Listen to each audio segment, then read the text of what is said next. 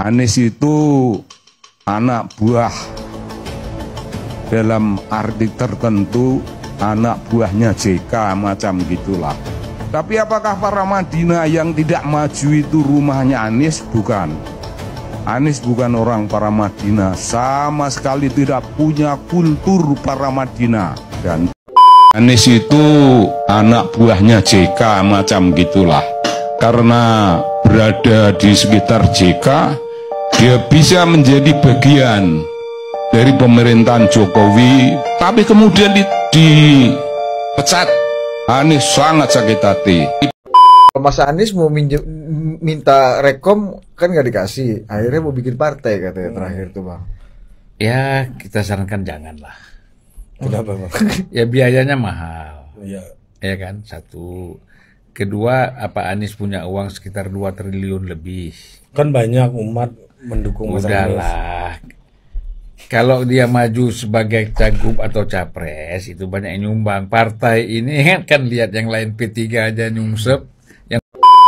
Anies Baswedan ternyata sudah menemukan nama untuk partainya. Partai Perubahan Indonesia. Apa yang mau kau rubah? Dari Indonesia ini apa yang mau kau rubah? Undang-Undang Dasar 45. Pancasila dari 5 sila jadi 10 sila. Atau lagu kebangsanya mau kau rubah? Lebih bagus daripada kau bikin partai baru. Kau dirikan aja negara sendiri. Ya kau dirikan aja negara sendiri.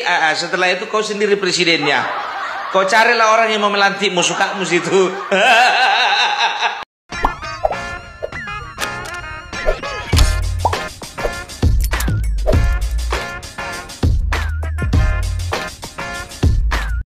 Baik sahabat sekalian, berjumpa kembali dengan saya di channel ini, di mana pada kesempatan video kali ini saya akan mencoba untuk mereaksi beberapa buah video tentang informasi politik tanah air.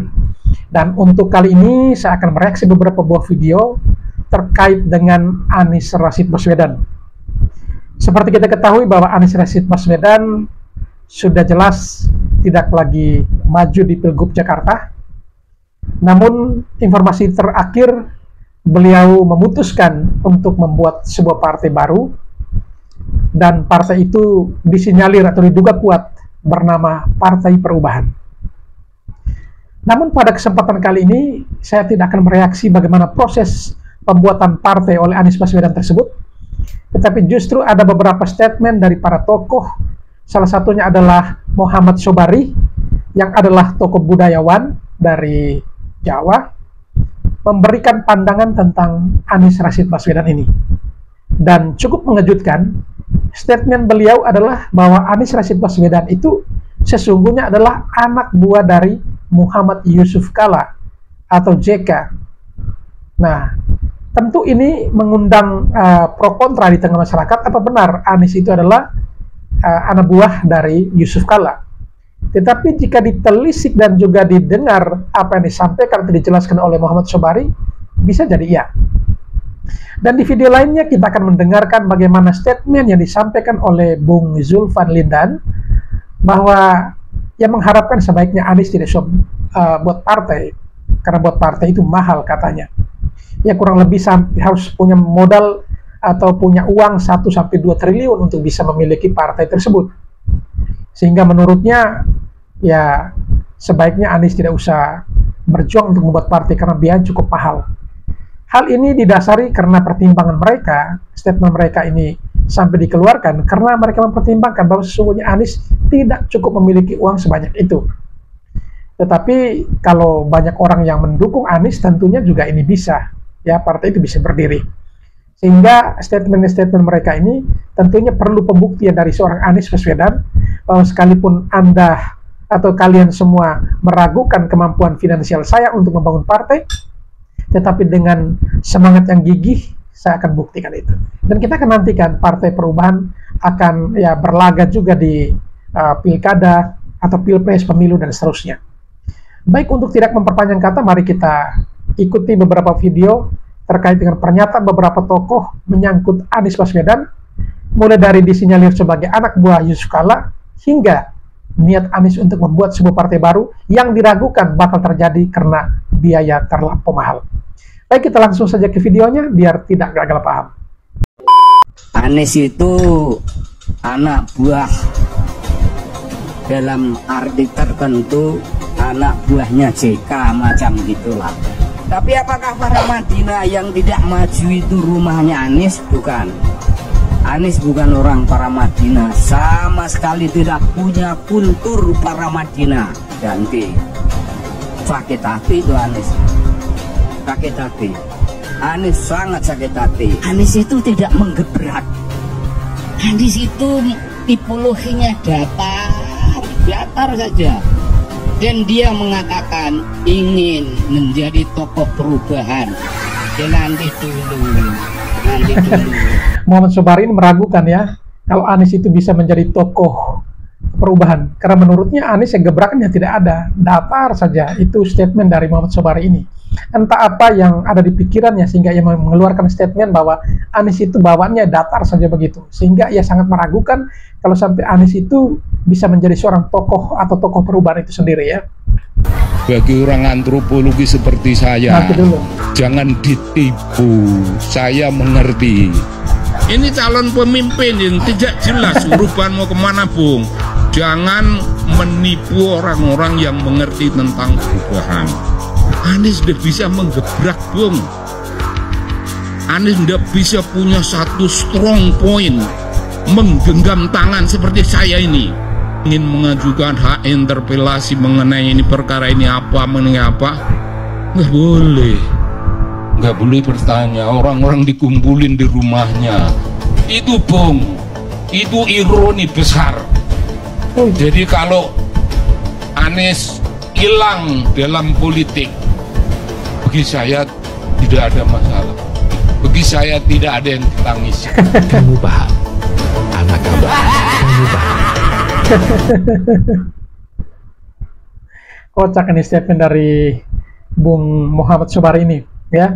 Menurutnya bahwa Anies kalau hilang dari perpolitikan itu tidak usah ditangisi katanya. Artinya bahwa Anies itu menurutnya biasa-biasa saja. Hanya orang-orang tertentu atau kalangan tertentu yang sangat menggandrungi Anies sehingga mengelulukan Anies yang luar biasa itu.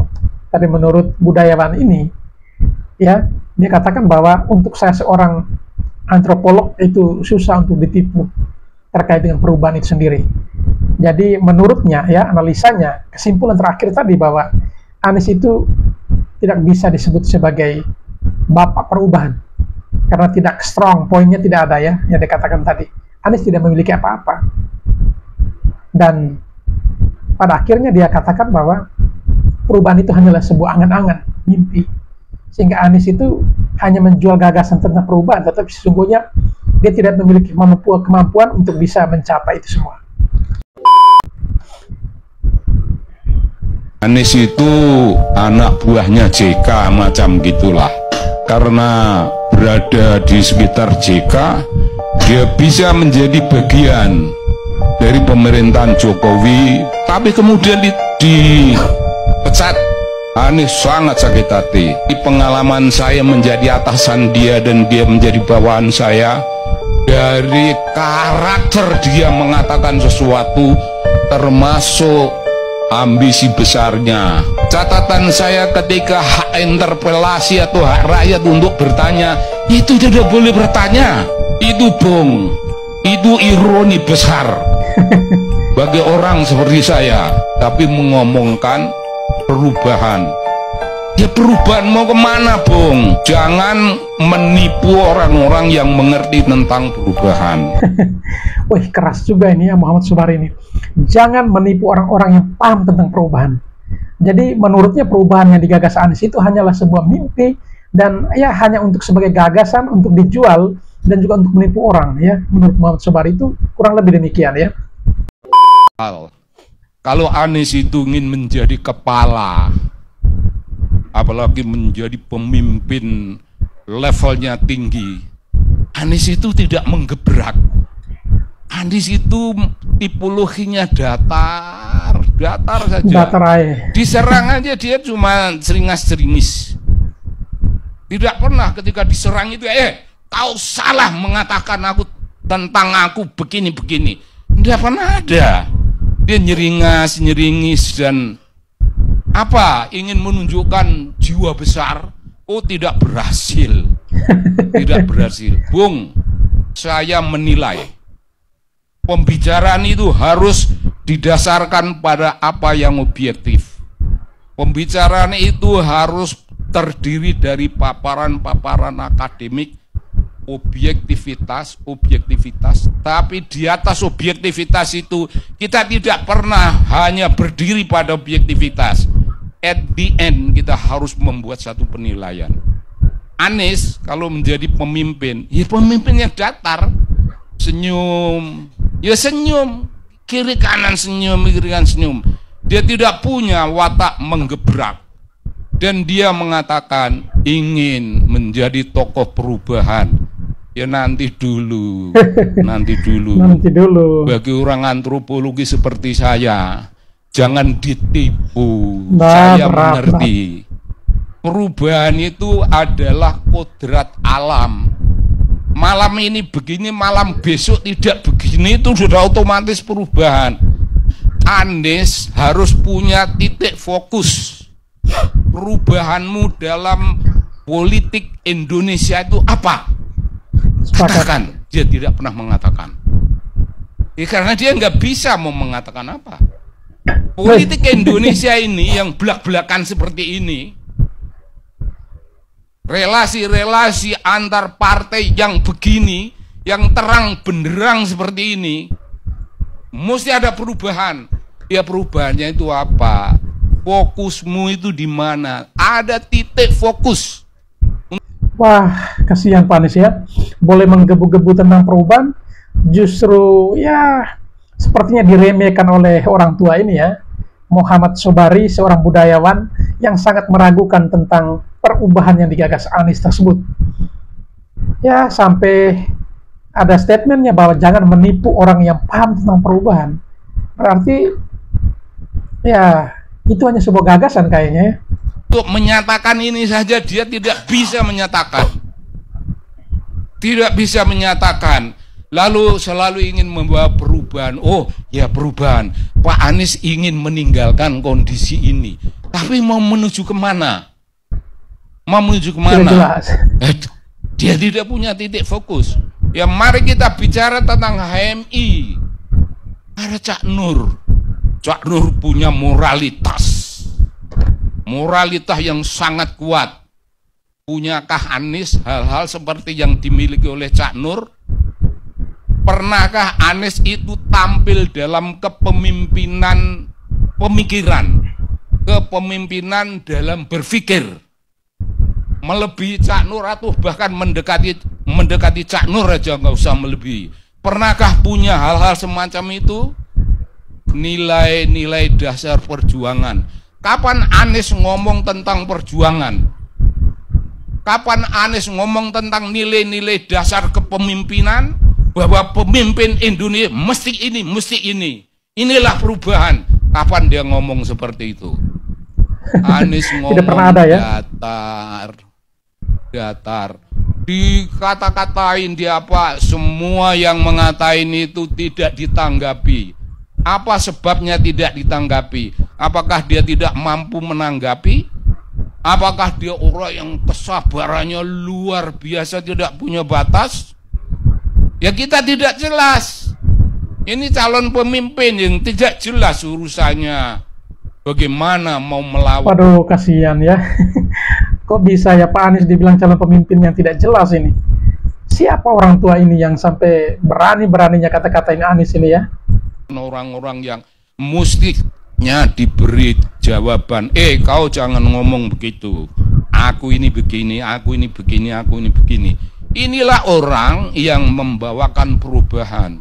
Kalau orang yang ingin membawakan perubahan itu tidak pernah mengatakan apa yang dia mau, corak seperti apa, pemimpin macam apa, kepemimpinan mesti model kepemimpinan karismatik yang seperti apa. Semua orang masih punya ingatan, masih punya idola dan idealisme mengenai pemimpin karismatik. Anies harus ngomong, oke, karismatik itu harus dibagi-bagi menjadi begini. Karismatik di zaman tahun 45 dan di masa-masa Orde Baru itu sudah lewat. Karisma di zaman ini mestinya ini. Punyakah dia hal-hal semacam itu? Ya dia tidak punya. Tapi mengomongkan perubahan. Dia berubah. Anies selalu tidak punya ini. Bapak ini berani-berani sekali ya. Ini justru di depan publik ini beliau sampaikan secara langsung seperti ini bahwa Anies tidak memiliki itu semua. Ya kira-kira apa yang ada dalam benak Bapak ini sampai mengatakan Anies seperti itu? Barangkali ia memiliki beberapa hal yang cukup luar biasa yang ia ketahui tentang Anies pastinya ya. Dan mau kemana, Bung? Perubahan mau kemana, Bung? Jangan menipu orang-orang yang mengerti tentang perubahan. Bagi orang banyak, ya ayo berubah. Wah senang sekali, ya berubah, ayo berubah. Berubah dari Jokowi ke Prabowo. Prabowo perubahan kepada apa? Pertanyaan besar. Selalu menjadi pertanyaan malam ini. Apakah akan ada momentum yang memberi Anies sesuatu kesempatan tampil? Kalau Anies akan menjadi pemimpin ekstra parlementer, apa tandanya? Anies tidak bisa menggebrak, Bung. Anies tidak bisa punya satu strong point, menggenggam tangan seperti saya ini. Saya ingin begini. Saya tidak suka pada ini, dan saya tidak suka Prabowo pada ininya. Kalau Prabowo tidak begini, maka kapan Anies punya sesuatu strong ambition untuk melakukan sesuatu newly invented leadership. Harus newly invented, tidak boleh yang old. Newly invented itu dia katakan ini spesifik, ini pikiranku, pikiran Anies. Punya dia itu, punya pengalaman bacaan macam itu, tidak punya. Saya berani bertaruh. Nah, pertaruhan itu ditaruh dari mana, diambil dari mana? Dari pengalaman saya menjadi atasan dia dan dia menjadi bawahan saya. Dari karakter dia mengatakan sesuatu, termasuk ambisi besarnya. Ya mungkin tidak besar, cuman ambisi. Ketika dia jadi gubernur, dia punya catatan. Catatan saya ketika hak interpelasi atau hak rakyat untuk bertanya, itu tidak boleh bertanya. Itu seorang tokoh perubahan, tokoh modern yang ternyata Bapak Tua ini mantan pimpinannya Anies, entah di dunia apa atau di bidang mana ya. Tetapi seorang budayawan, tentunya mungkin mereka pernah bersama bergerak di bidang pendidikan kalau tidak salah ini. Sehingga ia sangat tahu persis tentang Anies dan ia sampai berani bertaruh bahwa Anies itu tidak memiliki apa-apa. Memang hebat ya, berani betul ini disampaikan depan publik, di dalam stasiun televisi yang disiarkan di seluruh Indonesia bahkan dunia, dan justru di situ ada juga loyalis Anies, Bung Geis Khalifa juga hadir ya. Ingin menunjukkan watak demokratik, pemimpin demokratik. Ada partai-partai politik ingin mengajukan hak interpelasi mengenai ini perkara ini apa, nggak boleh. Nggak boleh bertanya, orang-orang dikumpulin di rumahnya.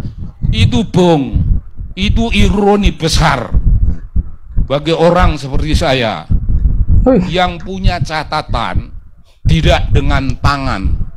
Catatan itu dalam jiwa. Catatan jiwa tentang karakter manusia.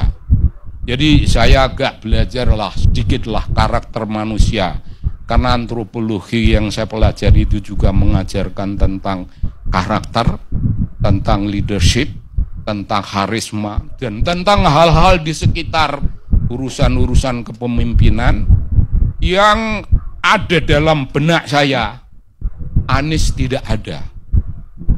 Anies tidak ada.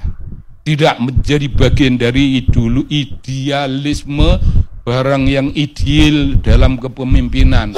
Tentu saja saya punya gambaran ideal tentang kepemimpinan modern yang sekarang ini mesti seperti apa, mesti apa. Mas Anies mau minta rekom kan nggak dikasih, akhirnya mau bikin partai katanya terakhir tuh bang. Ya kita sarankan janganlah. Kenapa jangan? Ya biayanya mahal. Iya. Ya kan, satu. Kedua, apa Anies punya uang sekitar 2 triliun lebih. Kan banyak umat mendukung Mas Anies. Udahlah. Kalau dia maju sebagai cagup atau capres itu banyak yang nyumbang. Partai ini kan lihat yang lain P3 aja nyungsep, yang udah begitu Anies pula lagi kan komunitinya itu juga. Nanti paling kan dari Partai Umat pindah ke situ, ya kan, PBB pindah ke situ. Partai Buruh. Ya Partai Buruh belum tentu lah, belum tentu kalau Partai Buruh. Tapi kan ini komunitas-komunitas kita kan tahu kan, gitu. Ya. Jadi Katanya Guntur Romli, Anies sudah mualaf, jadi udah kembali ke kitohnya lagi sebagai tokoh kalau moderat. masuk PDIP, itu kan sekarang kan nggak jadi. Padahal Berarti udah kembali punya batik lagi. merah ya. Hah? Udah punya batik merah kan waktu itu. Udah karena kita bahas Mas, batik itu baru dijahit, aku bilang kata mereka udah lama. Itu batik yang dipakai gongsi Pak Coy. Ya kan? Terlalu betulin Bang Zulfan ya. Katanya batik merah yang dipakai oleh Pak Anies ke kantor DPP di Perjuangan itu dipakai saat gongsi Faca ya, saat Imlek itu katanya. Makanya kan siluetnya kan kita bisa lihat tuh. Iya nggak? Dan menurut abang Anies nggak perlu Ya, bikin jangan partai. bikin partai, udah dia bikin institut satu yang serius, kemudian institut itu menjadi tempat berkumpulnya cendekiawan-cendekiawan besar di dunia ini. Iya kan? Dari berbagai negara. Kan hebat. Kan balik lagi jadi direktur di Indonesian Institute. Enggak, itu kan lain dulu. Dulu di bawah Muzani, Jeffrey Givani. Ya, sekarang dia bikin sendiri. Jadi ngikutin kayak kalau di Bangladesh itu ya Yunus. Ya. Ya. Muhammad Yunus. Atau Oh, dulu kan Muhammad ada Yunus, ya kan? Kan akhirnya jadi perdana menteri Ah, ya, iya. Yunus, kan? Ada ini behind Club of Rome dulu, ingat nggak? Ya, Club of Rome. Club of Rome. Jadi memang itu kan ikut jalurnya Yunus itu, ya udah jadi intelektual, jadi ini. Kalau Yunus, Tapi ngasih cuman komentar Yunus- politik. Tapi kalau Yunus kan banyak kerjanya. Kalau Anies banyak ngomongnya, itu aja beda. Nah, kembali ke BAM tadi kan Mas Kok bisa yang mereka katakan ya, membandingkan antara Anies Baswedan dengan seorang Muhammad Yunus memang jauh lah. Wajar Bang Zulfan katakan kalau Muhammad Yunus banyak kerjanya, tetapi kalau Anies banyak ngomongnya.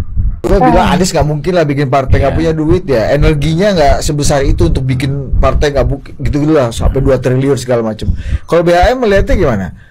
Kalau saya tuh Anies tuh ya karena dibilang tadi antitesis, itu dia akan tergantung pada pemerintahannya Prabowo ini berhasil atau tidak. Makin pemerintahan Prabowo ini kacau, makin Relevan dia. tinggi dia gitu. Tapi kalau pemerintahan Prabowo ini berhasil, nah ini akan kempes.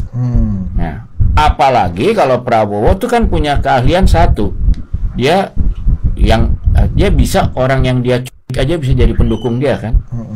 Apalagi sekedar lawan politik. Sebenarnya kan gini, kalau Anies itu tiba-tiba dibujuk Benar. jadi menterinya Prabowo, kan selesai. Ya kan? Jangan Antitesisnya selesai ya. jangan nggak usah diujuk, Anies sudah cari jalan untuk ke situ. Ya. Kan sekarang dia ngomongnya Anies, semua partai politik tersandra. Dia enak dia ngomong karena dia nggak punya partai politik, ya kan? Coba kalau dia punya partai politik, dia harus mikirin. Kalau nggak salah kemarin saya dapat info, PKS aja tiap bulan harus dapat 7 miliar untuk Besar juga. membiayai organisasi. Berarti setahun 84 miliar. Dari mana uangnya?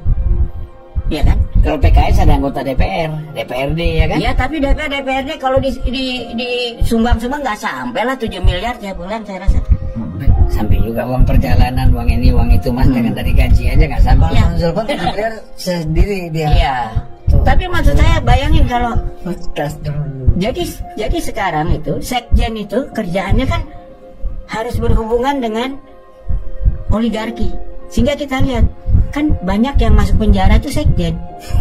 Ya kan? Dulu Partai Demokrat, Nazarudin, ya kan? Bendahara tuh. Anas, Bendara umum. ya bendahara. Pokoknya yang orang yang bagian nyari duit tuh, yang ya kan? Sekarang Hasto dikejar-kejar, ya kan? Nah, kita harus bebaskan ini partai dari sandera oligarki, dan kartelisasi partai itu terjadi karena partai disandera oligarki. Nah, kalau Anies mau mendirikan partai seperti itu, dia punya dua jalan. 3 alasan kenapa sebaiknya Anies Baswedan jangan bikin partai baru. Jangan ya, Anies ya. Yang pertama, bikin partai itu mahal, bos. Gak cukup cuman 1-2 miliar, gak cukup. Kalau mau buat struktur dari pusat hingga bawah, itu bisa habis ratusan miliar, bahkan triliun rupiah. Jadi buat partai itu sangat-sangat mahal. Tapi kan Bang, bisa dengan gotong royong. Anda masih ingat Koperasi 212? Jalan nggak? Alasan kedua, negara ini tidak ada satupun partai yang menolak Anies sebagai kadernya. Sekalipun PDIP, kali Ahok dan Ganjar. Jadi nggak usah buat partai baru. Alasan yang ketiga, partai-partai sudah terlalu banyak di negara ini. Mulai dari kelompok hijau, kelompok merah, bahkan kelompok abu-abu juga ada. Jadi ngapain buat partai baru? Betul. Anies buat partai baru, pasti ya ceruk yang diambil itu adalah ceruknya partai-partai Islam, entah itu PKS, PKB, P3, PBB. Ini sama saja seperti Anies membuat partai baru yang kemudian mengecilkan partai-partai Islam yang sudah ada. Kecuali ya Anies itu buat partai alirannya itu nasionalis, seperti misalnya PSI yang mengambil ceruknya PDIP. Tapi kan sulit, Anies ini kan rata-rata pendukungnya dari kalangan Islam. Jadi kalau ketika Anies buat partai, pasti secara tidak langsung bakal mengurangi market atau penceruk dari partai-partai Islam yang sudah ada sebelumnya. Anies Baswedan ternyata sudah menemukan nama untuk partainya. Partai apa itu? Partai Perubahan Indonesia. Apa yang mau kau rubah? Dari di Indonesia ini apa yang mau kau rubah? Undang-Undang Dasar 45, Pancasila dari 5 sila jadi 10 sila. Atau lagu kebangsanya mau kau rubah? Lebih bagus daripada kau bikin partai baru, kau dirikan aja negara sendiri. Ya kau dirikan aja negara sendiri. Setelah itu kau sendiri presidennya. Kau carilah orang yang mau melantikmu, sukamu situ. Lagian yang kau pakai nama Partai Perubahan, jelas-jelas nama perubahan itu mengandung unsur kekalahan. Pengalaman buruk ya. Pilpres kemarin kau bikinlah koalisi perubahan, kalah. Di dalam ilmu dagang ya, kami itu mempercayai kalau misalnya nama yang lama nggak bawa untung, berarti itu bawa sial. Contoh namanya Maju Jaya. Kok 5 tahun nggak maju-maju ya? Ganti jadi Laris Jaya contohnya. Udah tahu kau nama itu membawa kekalahan, itu pula nama yang kau pakai. Dari situ aja pun juga kau nggak bisa, kau apa namanya, nggak bisa mengelola sebuah kata-kata. Ada benarnya juga ya Bang ini Parbelak ya, Opung Parbelak ini. Beliau menyampaikan bahwa ya kalau nama itu membawa kekalahan, kenapa masih digunakan? Dan betul, Anies yang mengusung perubahan ya, dan itu kalah. Kenapa partainya juga dinamakan Partai Perubahan? Harusnya diganti. Itu kalau dilihat dari secara sisi yang berbeda ya tentunya. Jika dalam bisnis nama itu tidak membawa keuntungan, ya harus diganti. Barangkali Anies juga harus pertimbangkan usulan dari Opung Parbelak ini ya. Cari dong nama yang bawa untung, bawa laki gitu loh. Jangan bawa sial. Lagian begini, jujur saja aku bilang sama Monis ya, dalam membuat sebuah partai, membangun sebuah partai ya, itu tidak gampang ya. Menurut Undang-Undang Republik Indonesia nomor 2 tahun 2008, biar gue cari dulu orang ini ya. Jadi menurut Undang-Undang Republik Indonesia nomor 2 tahun 2008 itu mengatakan bahwasanya partai politik adalah sebuah organisasi yang bersifat nasional yang dibentuk oleh beberapa warga negara atas dasar kesamaan kehendak untuk memperjuangkan dan membela kepentingan politik dari anggota, masyarakat, bangsa dan negara, serta menjaga keutuhan negara Republik Indonesia berdasarkan Pancasila dan Undang-Undang Dasar 45. Itu itu dia. Luar Jadi biasa. sudah tertuang di dalam undang-undang itu. Apa lakukan? Tanya dia, kurasa nggak hafal itu. Jadi ada dasarnya gitu loh. Ingat ya, yang pertama semua partai politik itu adalah organisasi yang bersifat nasional. Ingat, jangan sempat nanti kau ada kata-kata lagi pribumi, pekerja asing, pendatang, nggak boleh lagi. Kemarin kau bikin partai kau bikin partai yang kau bedakan mana yang Cina, mana yang bukan, mana yang pribumi, mana yang bukan waktu kau menang melawan Ahok. Sekarang baru sadar kau kan? Itu dia. Dan memiliki cita-cita yang sama untuk memperjuangkan kepentingan politik dari anggota. Ingat, kepentingan politik dari anggota, bukan kepentingan politik dari kau. Ini kan kau kan kemarin ya kalah di dalam bursa pemilihan gubernur. Bukan bursa sih, lebih tepatnya bukan kalah. Kalau kalah itu masih terhormat, masih sempat bertanding kan begitu. Nggak sempat bertanding, nggak ada yang pilih. Nggak jadi calon pun nggak. Makanya atas dasar sakit hati dia bentuk partai. Supaya apa? Untuk melanggengkannya nanti bisa 2029 menjadi presiden mimpi. Kalau memang itu yang motivasi. Om Perbelak tidak boleh begitu. Mimpi itu kan gratis dan boleh, siapapun boleh bermimpi. Ya, ada satu kata bijak loh, the magic a big dream, ya, khasiat mimpi besar. Jadi mimpi besar itu penting. Menjadi presiden itu sebuah mimpi, dan mimpi itu gratis, dan itu hak asasi loh, Om Perbelak ya. Jelas-jelas motivasinya untuk membela kepentingan politik dari anggota. Kalau masalah anggota nanti memilih siapa akan dicalonkan menjadi kepala daerah ataupun kepala negara, urusan lain lah itu, urusan belakangan itu. Tapi dasarnya ini dulu harus tepat, kan begitu ya. Setelah itu apa? Ya, serta menjaga keutuhan NKRI. Sekarang di mana-mana, di mana ada Anies, di situ ada demo. Boro-boro menjaga keutuhan NKRI, demo terus. Demo nasi bungkus karet 1, karet 2.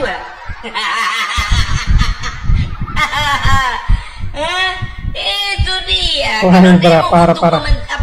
Untuk mementingkan kepentingan masyarakat, kepentingan rakyat nggak masalah lah. Ini demo untuk kepentingan satu partai politik dan satu calon.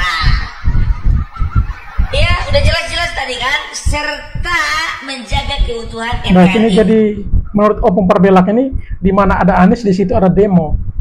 Jadi artinya untuk ya tidak bisa memenuhi unsur ini karena unsur yang tertuang dalam pasal yang disebutkan Om Perbelak tadi bahwa itu untuk menjaga keutuhan ya.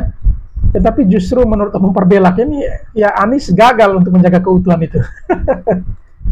Jangankan menjaga keutuhan NKRI, menjaga partai politik yang 3 biji itu aja kau nggak sanggup.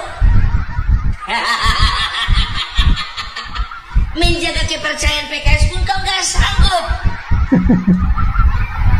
Menjaga kepercayaan dari Megawati supaya kau masuk menjadi kader juga kau nggak sanggup.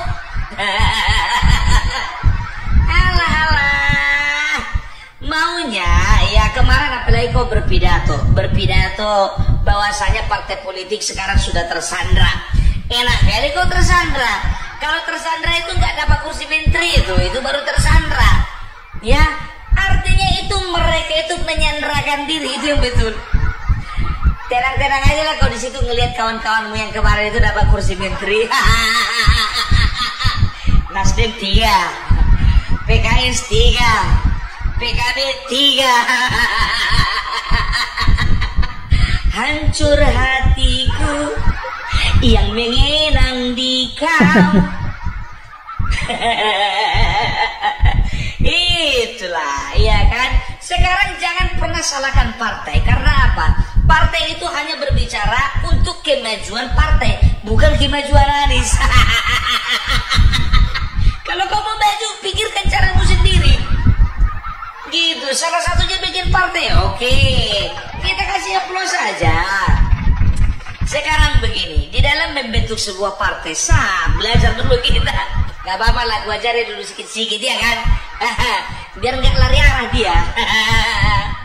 Ya, Jadi nih, ya aku bilang sama kau, dalam membangun atau membentuk sebuah partai harus ada yang namanya anggaran dasar. Apa-apa saja yang terdapat di dalam anggaran dasar itu. Yang pertama, harus ada asas, dasar dan prinsip sebuah partai. Yang kedua, ada visi misinya harus jelas. Yang ketiga, ada nama, lambang dan tanda gambar dari sebuah partai politik. Ya, dipastikan supaya tidak ada kesamaan dengan partai politik yang lain. Kan begitu. Kalau partai umat contohnya lambangnya bintang, backgroundnya warna hitam, jangan kau bikin seperti itu. Nggak bisa dibedakan nanti. Baru yang keempat, ya. Yang keempat itu ada dinamakan dengan tujuan dan fungsi dari partai politik. Jangan kayak Partai Negoro, tujuan dan fungsinya adalah memakzulkan Jokowi. Meleset kawan itu lah. Ya. Setelah itu ada apa? Ada yang mengurus tentang kepengurusan. Betul juga apa kata Opung Perbelak ini. Kalau Partai Negoro, ketuanya kalau tidak salah itu Faisal Assegaf, justru mereka mendirikan partai ini dengan tujuan untuk memenjarakan Jokowi. Jadi orang membuat partai, membentuk partai hanya karena sakit hati dengan pihak tertentu dan tujuannya juga bukan untuk kepentingan bangsa dan negara, tapi hanya untuk kepentingan balas dendam ini. Ya, tentang keanggotaan. Dan dirunut dari atas sampai akhir, di bawah dikatakan harus punya rekening. Kalau berbicara rekening, berarti ada sangkut pautnya dengan keuangan. Betul ku bilang tadi kan dari kemarin tuh, kalau lu mau punya partai, lu harus ada uang. Untuk apa sih uang? Jangan terlalu materialistis lah. Bebenion terlalu materialistis kau bilang. Uang itu contohnya kalau nggak sanggup beli kantor, sewa kantor. Ya, untuk cetak kartu tanda anggota, untuk beli atribut-atribut partai, ya, seperti apa namanya bendera partai, logo, papan nama. Ya, setelah itu apalagi membeli inventaris kantor lainnya. Itu dia, ya. Jadi harus ada gitu loh.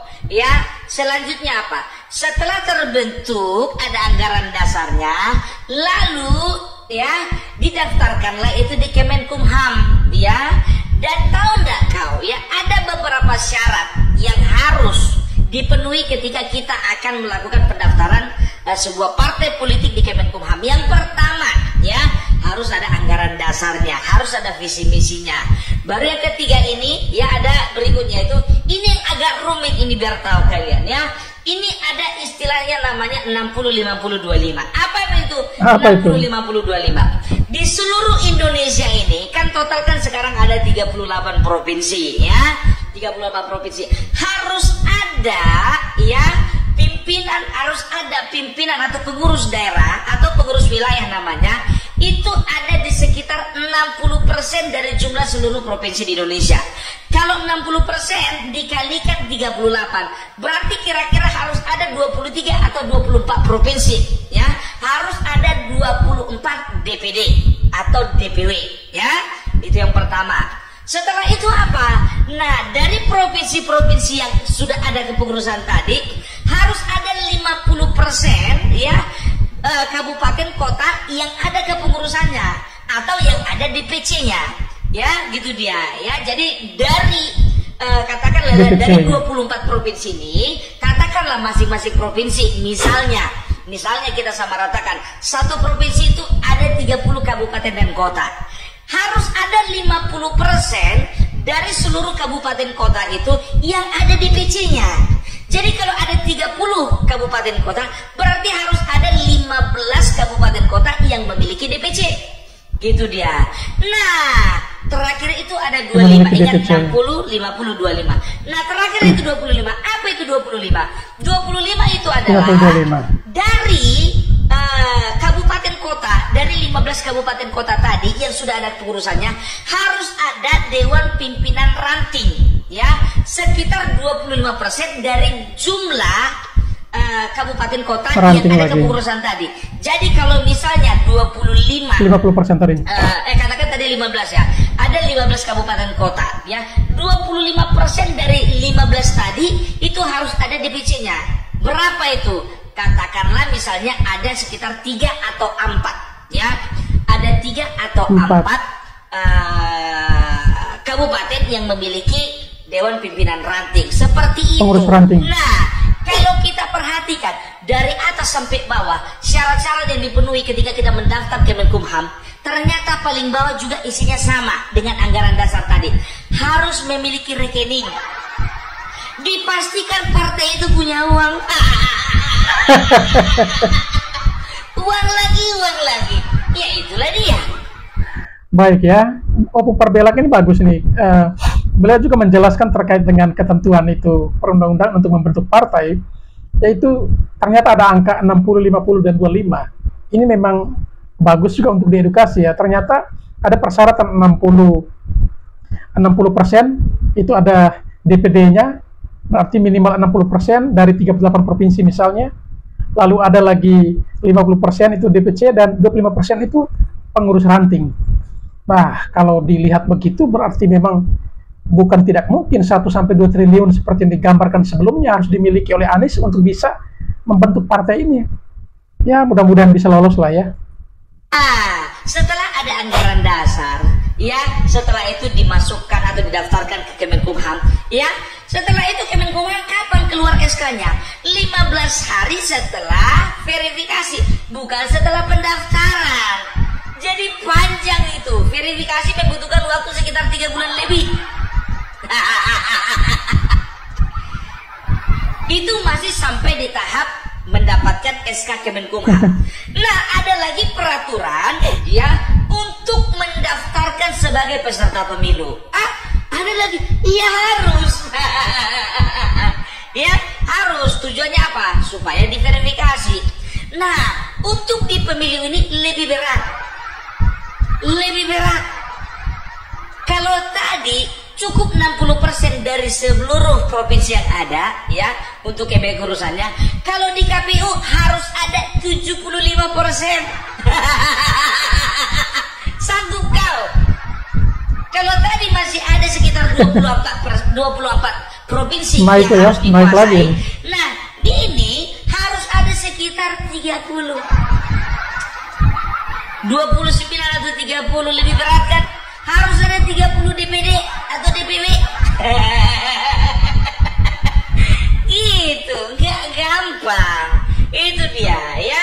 Dan kalau misalnya kita mengacu pada peraturan ya atau syarat-syarat yang ditentukan untuk mendaftar sebagai peserta pemilu, dirunut lagi dari atas paling bawah, ketemu lagi harus ada nomor rekening. Ada uang Paris, uang.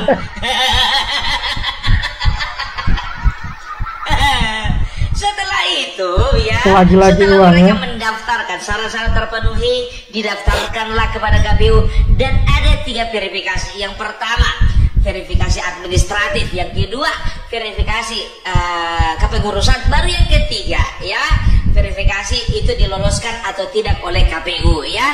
Jadi itu urutannya Pak Anies.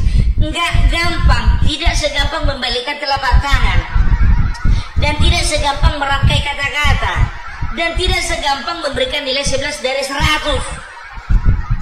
Ngerti kau? Wis ngerti pola?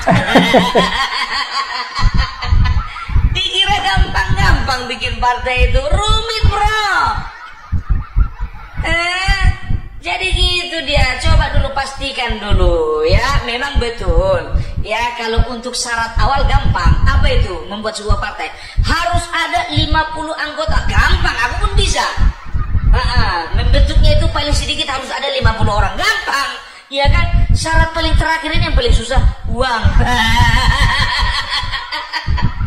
Ya, dan juga motivasimu itu. Sekarang begini, aku curiga yang namanya Anies Baswedan ini terinspirasi dari yang namanya Surya Paloh, Haritanu, dan juga Bapak Prabowo.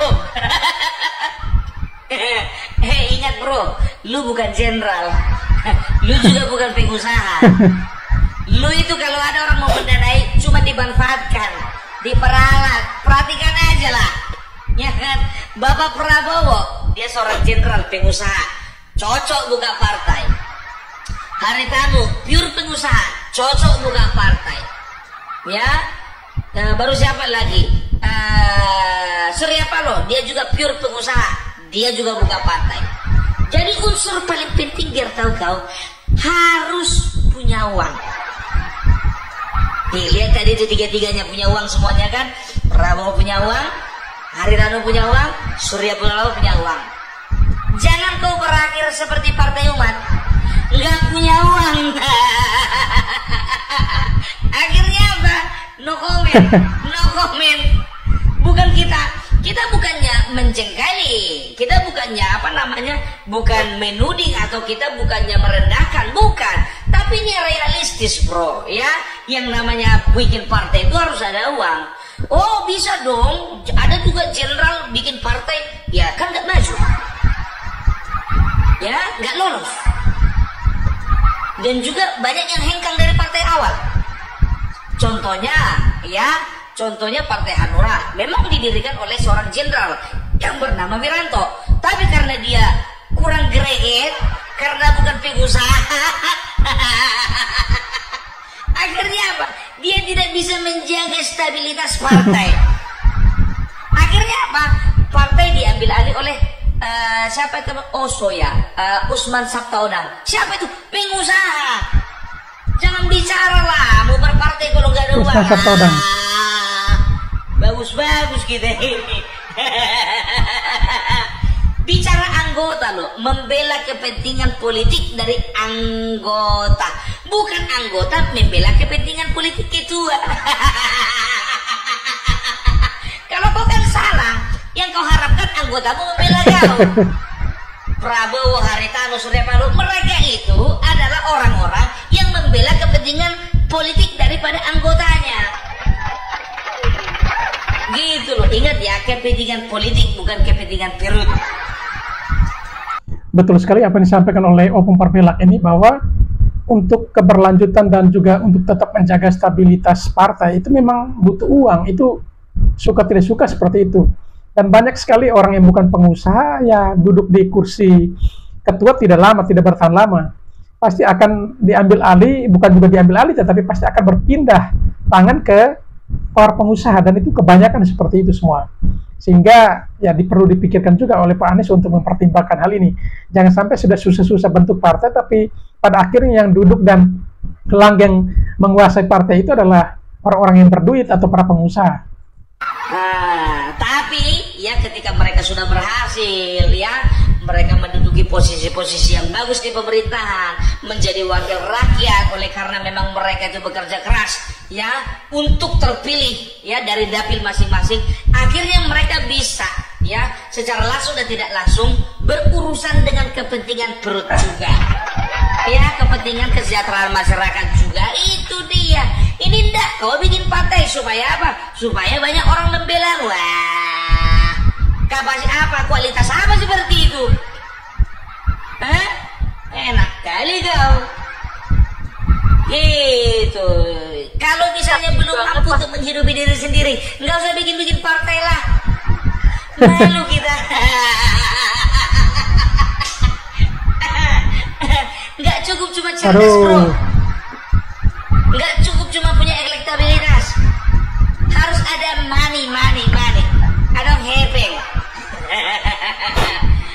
Kudu loba artosna. Kuaing gede taunya. Ayana. Minum dulu ah. Tumpah aku gara-gara si Anies ini. Gitu dia ya. Jadi kalau bicara tentang bikin partai ini tidak segampang beli kerupuk, nggak segampang goreng kerupuk, ya kerupuk dibeli jemur sebentar goreng langsung jadi masukin toples. Ini enggak. Kita lihat aja nanti ya, ya. Kalau bikin partai itu gampang ya. Oh tengoklah ya kan, ada PKPI, Hanura, ya ada partai-partai bentukan yang lain juga kemarin itu rupanya nggak lulus verifikasi kan. Ya, Partai Umat gitu juga, ngemis-ngemis, ujung-ujungnya apa? Masuk juga verifikasi. Tapi berapa yang nongol di Senayan? Nggak ada kan? Sedangkan Perindo yang sudah punya uang nggak nongol juga ke Senayan. Gitu, udah punya uang itu, gitu ya. Jadi jangan sampai salah langkah. Habis tenagamu, habis energimu. Tapi aku dukung kau bikin partai ya. Tapi ingat, ya prinsip dalam kepartaian itu memajukan partai, memajukan anggota, bukan memajukan ketua. Bukan anggota memikirkan ketua, ketua yang memikirkan anggota. Biar jangan diejek-ejek sama siapa lagi kau, sama siapa namanya itu Cang Imin. Ada kawan saya bikin partai. Kenapa kau bikin partai? Iya, kepengen dia dipanggil jadi Pak Ketum. Nanti dia jadi Cang Imin kau. Ya, oke lah dulu kalau kayak gitu ya. Jadi perjuangkanlah ya apa yang harus kau perjuangkan. Kalau kami sih ora urus. Salam NKRI harga mati. Baik sahabat sekalian, itulah beberapa buah video yang coba direaksi pada kesempatan kali ini tentang Anies Rashid Baswedan. Ya, bagaimana Anies Rashid Baswedan ini diberikan pesan oleh beberapa pihak agar tidak usah membuat partai dengan analisa-analisa seperti yang disampaikan tadi. Bahwa untuk memiliki partai prosesnya mudah tetapi semuanya butuh uang. Kurang lebih harus memiliki 1-2 triliun. Karena persyaratan seperti angka-angka disebutkan oleh Opung Parbelak tadi, ada 60, 50, dan 25. Semuanya membutuhkan rekening alias uang. Baik, kepada para sahabat sekalian, mungkin setelah menyaksikan video-video tadi, barangkali ingin mengomentari sesuatu, silakan tulis di kolom komentar. Dan bagi sahabatku yang mungkin belum sempat memberikan dukungan untuk channel ini, mohon dukungannya dengan menekan tombol subscribe dan membunyikan tanda loncengnya. Akhirnya saya mohon undur diri dari hadapan sahabatku sekalian. Sampai berjumpa kembali di video selanjutnya. Sekian dan terima kasih.